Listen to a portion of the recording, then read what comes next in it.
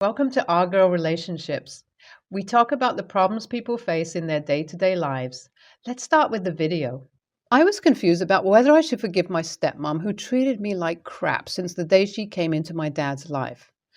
On one hand, I still remember all the hurt she caused me and the struggles I have to go through because of her.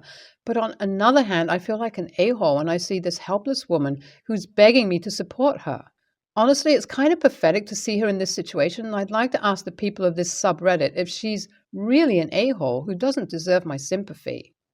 So I was struggling a lot in high school. Now, my dad used to work a lot and we didn't see each other much. Usually, before he'll return, I'd be off in my room doing my stuff, and even during mornings, he'd leave before I came down. So most of my interaction was with my stepmom, which for some reason hated me. I mean, the feeling was mutual. I wouldn't waste my energy on this person who is here just because of my dad. I especially didn't like the fact that after marrying my dad, she quit her job and my dad had to work extra hard to make sure he provided for all of us. With everything that was going on at home, I started struggling at school too.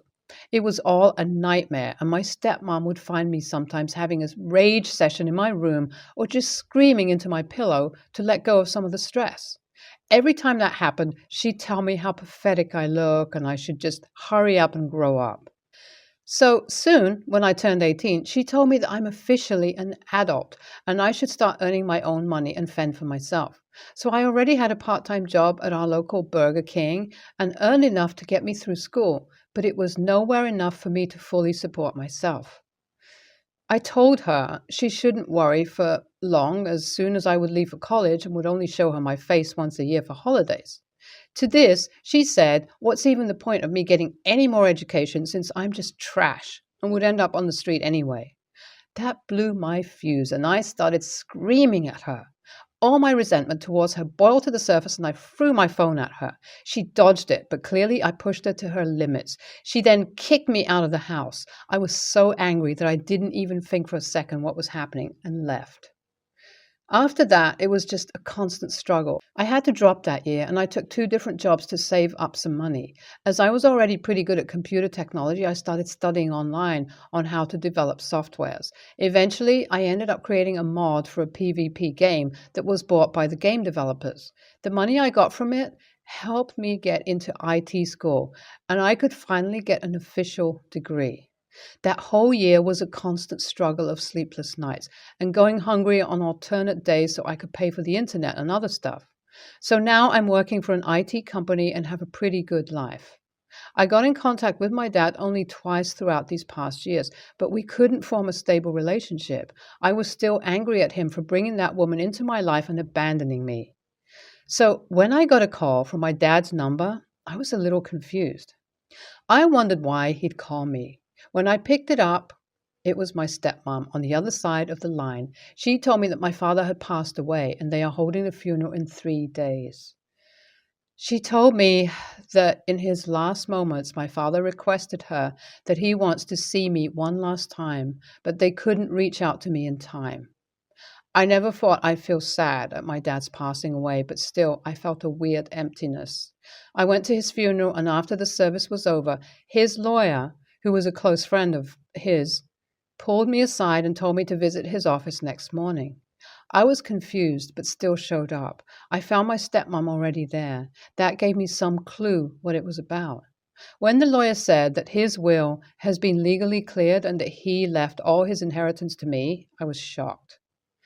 Why me? And after all these years?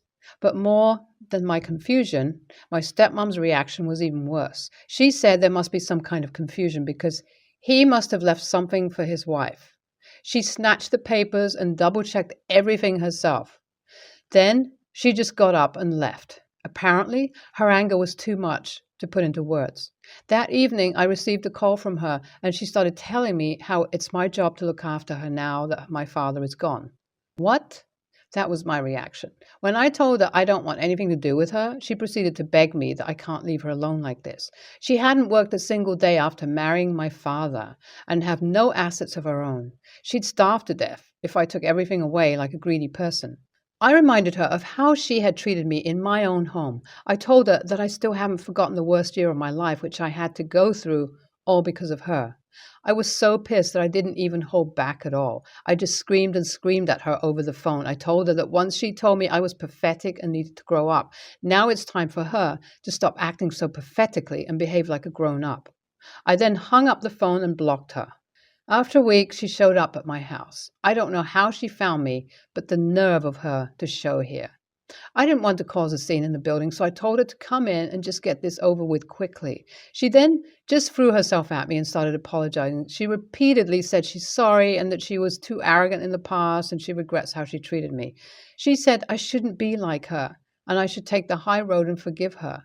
She realizes her mistakes and she'll work every day to make up to me and that I don't abandon her. She said that if I don't support her, she'll starve to death. She tried to look for a job, but no one wants to hire an old woman, and that I'm her only hope.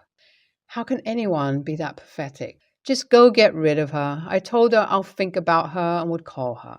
I gave her some money to get groceries and told her to go for now. Now that she's gone, I don't know what to do. She left me to die when I was just 18. She kicked me out of my father's house and cut off my support system. Because of her, I had to starve and live like a rat. Do I really want to be responsible for this woman now? Should I just leave her to go through the same things I went through, or would that make me some kind of a-hole like she is?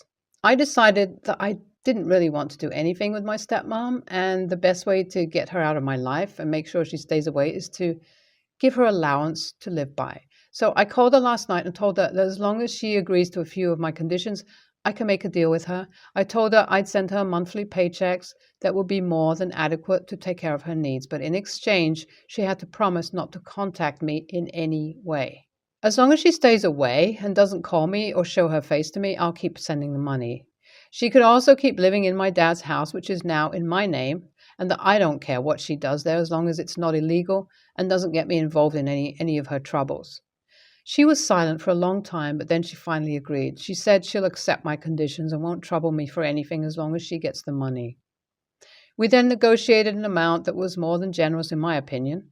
Hopefully she won't bother me again. I know many of you guys replied to my original post saying that I should just leave her to her fate and move on with my life, but I didn't see any other way than this.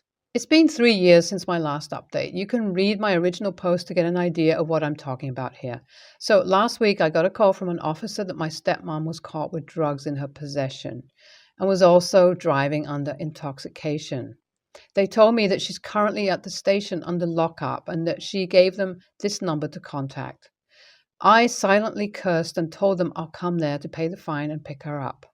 It was really late at night, and this was a trouble I really was hoping to avoid. So I thought a night in jail is the least that she deserves for what she did to me.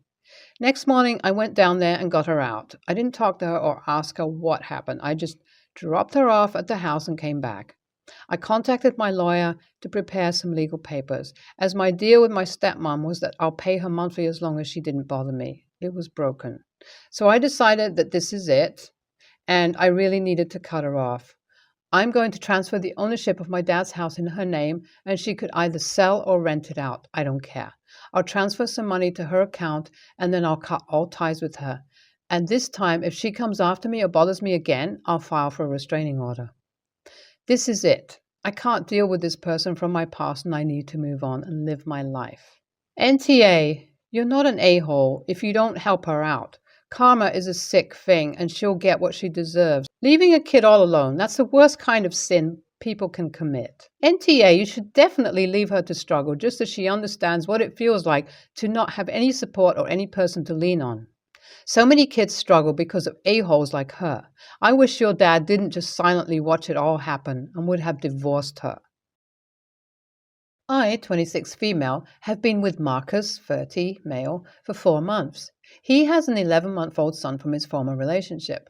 I only saw this baby twice because I don't like children, and his mother has already expressed several times that she doesn't feel comfortable with me seeing her baby because she doesn't know me and doesn't trust me. I don't judge her for that.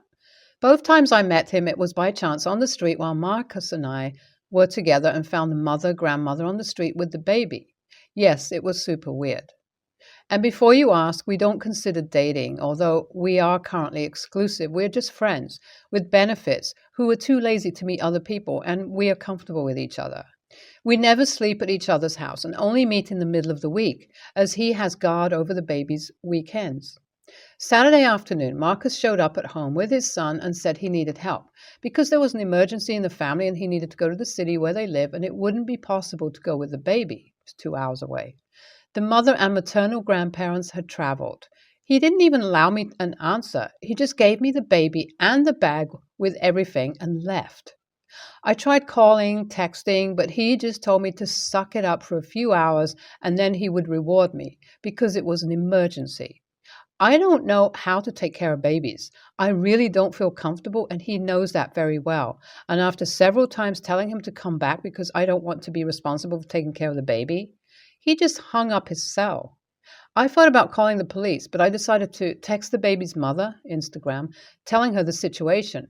His godmother showed up, not even 10 minutes, to pick him up. At night, Marcus came home yelling that I caused a huge mess since he asked for a favor because of an emergency, and I was the only one who accepted. The others couldn't. And that I caused an unnecessary problem with his custody, since the mother would file a request for review. Obviously, we're done. I would like an opinion from the outside. Some friends sided with me, others did not. NTA. It was super inappropriate to leave a baby with you without not only your consent, but without the mother's consent. You are not in a relationship and have only been around 4 months. Not to mention the fact that he knows you're not comfortable with babies and didn't know how to care for them. He didn't even ask, basically just threw the kid at you and left. NTA, if the child's godmother was able to pick the child up within 10 minutes, why didn't he just go to her first instead of practically abandoning his child with the person the mother he shares custody with and has specifically said they don't want their child with? No offense to you. And then to refuse to come back and ignore your calls after you made your non-consent to this baby abandonment very clear. He is very much the one in the wrong. My wife, 35, and I, 37, male, have been married for 10 years and have 2 kids, 8 and 5. Last year, my wife was offered a pretty big promotion at her job. It's a huge step up and a big boost to her career goals, but it would require a relocation. After talking it over, we decided that she should take it. We moved about 6 months ago. I was able to get a new job in our new city, but I only get 10 vacation days for the first year. Part of my wife's promotion was that she got a lot more vacation days. She has 5 weeks. She's already used a couple of weeks of her vacation time for trips with her friends or sisters. I've stayed home with the kids while she's on these trips. She also took the kids on the trip while I stayed at home. She still has over 2 weeks of vacation time left. We've started discussing our holiday plans for this coming winter, and she wants to go visit her parents for an extended visit. She wants to take time off around Christmas and New Year's and stay with them for 2 weeks. That's all well and good, but that's pretty much all of my vacation time. I told her that I don't want to use all of my vacation time just to go and see her family.